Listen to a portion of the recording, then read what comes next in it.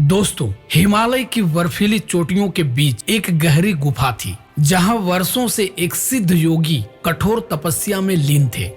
उनका नाम महर्षि अद्वैत था, जो केवल शिव की साधना और ध्यान में ही अपना जीवन व्यतीत करते थे। उनकी तपस्या इतनी तीव्र थी कि उनके चारों ओर दिव्य ऊर्जा का एक अदृश्य प्रकाश मंडल बना रहता था। एक रात जब हिमालय की ऊंचाइयों में भीषण बर्फीला तूफान चल रहा था, योगी ध्यान में बैठे थे। उनके मस्तिष्क में कोई बाहरी ध्वनि प्रवेश नहीं कर सकती थी, परंतु अचानक एक दिव्य नाद गूंज उठा। गुफा के अंदर आकाश से प्रकाश प्रकट हुआ और उसमें स्वयं भगवान शिव प्रकट हुए। महर्षि अद्वैत ने अपनी आंखें खोली। उनका हृदय शिव के दिव्य दर्शन से पुलकित हो उठा। शिव ने मंद मुस्कान के साथ कहा, हे महायोगी, समय आ गया है कि एक महान सत्य संसार को सौंपा जाए, परंतु यह सत्य केवल उसी तक पहुंचना चाहिए जो इसका अधिकारी हो। इस गुप्त संदेश को सही व्यक्ति तक पहुंचाना तुम्हारा दायित्व है, परंतु ध्यान रहे, यह कोई साधारण संदेश नहीं है। इसे केवल वही समझ सकता है जो भीतर से जागृत हो। योगी ने सिर झुकाकर कहा, भगवान, वह सत्य क्या है? शिव ने एक रहस्यमयी गूंज के साथ उत्तर दिया, सत्य वही है जिसे न आंखें देख सकती है, न कान सुन सकते हैं, न शब्दों में व्यक्त किया जा सकता है। यह केवल अनुभव किया जा सकता है। जो इसे समझ ले वही जीवन के अंतिम सत्य को पा सकता है। महर्षि अद्वैत इस गहरे रहस्य को समझने का प्रयास करने लगे, लेकिन शिव ने संकेत किया कि इसका उत्तर उन्हें स्वयं खोजना होगा, और इसके साथ ही वे अंतर ध्यान हो गए।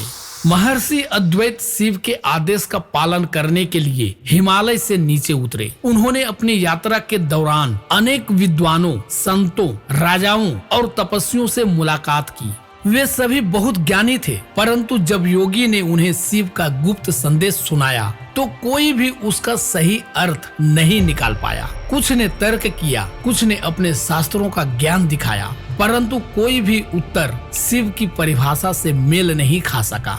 महर्षि अद्वैत निराश नहीं हुए। वे समझ चुके थे कि यह संदेश किसी आम विद्वान के लिए नहीं, बल्कि किसी विशेष आत्मा के लिए है। कई महीनों की यात्रा के बाद योगी एक छोटे से गांव पहुंचे, जहां हरे भरे पहाड़ों के बीच एक युवा चरवाहा अपने पशुओं को चरा रहा था। उसकी आंखों में अद्भुत सरलता और मासूमियत थी। वह बांसुरी बजा रहा था और उसके स्वर में एक अजीब सा आकर्षण था। योगी ने चरवाहे को देखा और सोचा कि क्यों न इसे भी आजमाया जाए। वे उसके पास गए और बोले, वत्स, मैं तुम्हें एक रहस्य बताने आया हूँ। यदि तुम इसे समझ सको तो तुम्हारे जीवन का उद्देश्य पूर्ण हो सकता है। चरवाहे ने आदर पूर्वक सिर झुकाया और कहा, गुरुवर, मैं कोई विद्वान नहीं हूँ, न ही मुझे शास्त्रों का ज्ञान है, लेकिन यदि आपकी कृपा हो तो मैं इसे सुनने के लिए तैयार हूँ।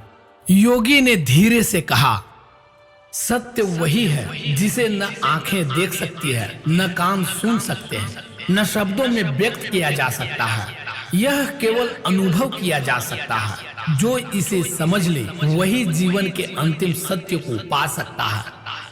चरवाहे ने कुछ क्षण सोचा, फिर उसकी आंखों में चमक आ गई और उसने मुस्कुराकर उत्तर दिया, गुरुवर, क्या यह सत्य आत्मा का अनुभव नहीं है? जैसे हवा को देखा नहीं जा सकता लेकिन महसूस किया जा सकता है, वैसे ही परम सत्य को केवल हृदय की गहराइयों में ही पाया जा सकता है। सत्य कोई वस्तु नहीं बल्कि अनुभूति है। चरवाहे के शब्द सुनकर योगी के शरीर में रोमांच दौड़ गया। उन्हें लगा जैसे शिव स्वयं उनके माध्यम से बोल रहे हैं। उन्होंने चरवाहे के सिर पर हाथ रखा और कहा, हे बालक, तुम ही वह योग्य व्यक्ति हो जिसे इस गुप्त संदेश का अधिकारी बनाया गया है।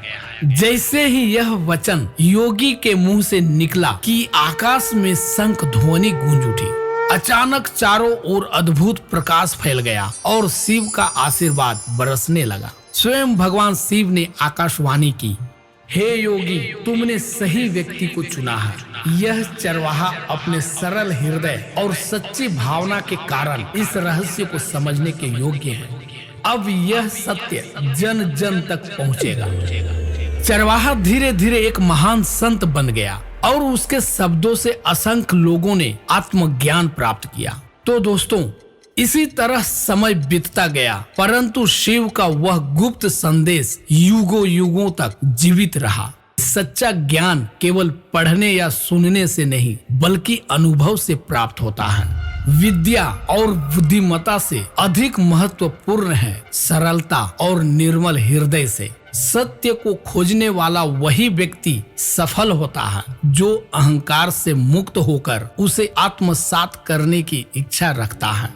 जय शिव शंभू, हर हर महादेव। धन्यवाद। अगर ये कहानी आपको अच्छी लगी तो वीडियो को लाइक करें, इस चैनल को सब्सक्राइब करें और अपने मित्रों को भी ये वीडियो शेयर करें। धन्यवाद।